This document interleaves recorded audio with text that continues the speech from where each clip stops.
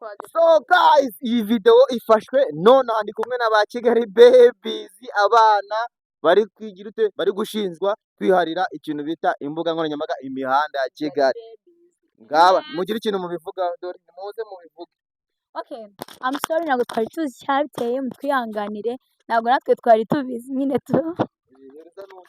bisanzwe twihariye. Hey guys, natwe ntabwo ari twebwe dufata telefone tugapostinga, dupostinga kuri telefone yacu imwe tugasanga byayizeho amatelefone yanyu, ntabwo tuzi impamvu video zacu zikunda kujya muri telefone zanyu. Sorry guys, ni neza ariko ni neza umva se guys, ibintu biri kuvuga ngo twihariye imbuga, mutubabarire nyine natwe ntabwo twari tuzi ikintu cyabiteye, mari nase se mwamwumvisha. Ni neza ngo bite mumeze gute, imihanda ngo twayihari ariko nabidanje mwana nawe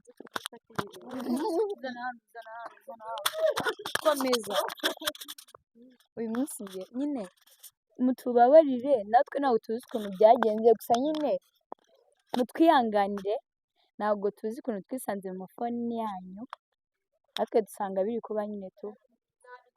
I'm sorry nawe twari tuzi ikintu cyateye. Please ndabinginze nimundekere abana n'abadefocus. Abana n'abadefocus please mubareke, imihanda niba abadefocus mutubabarire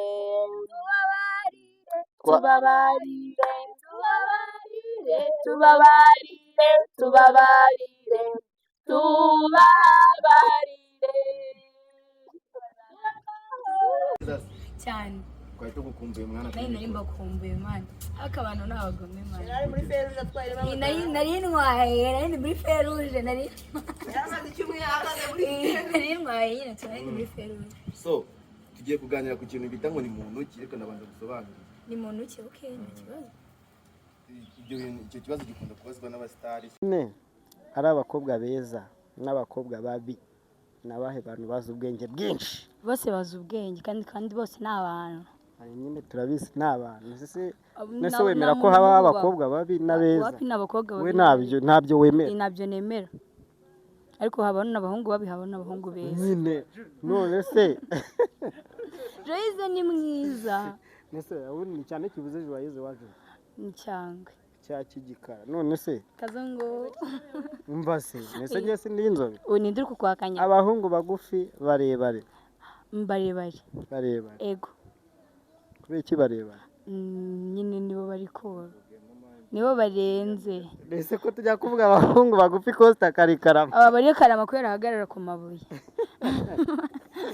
So munye muri comment mutubwiye nose ri uri mwiza cyangwa uri mubi? Ntago mbizi, ahubwo mumbwiye. Bajye muri comment batubwiye niba uri mwiza cyangwa uri mubi. So ciao.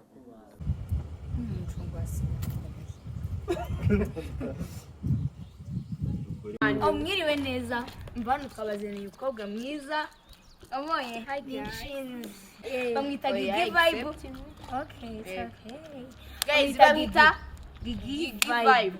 Nyine mugiye kuzamubona cyane, tugiye kuzadukorana nawe, afite Instagram mu following bamwita Gigi Vibes. Afite vibes direct.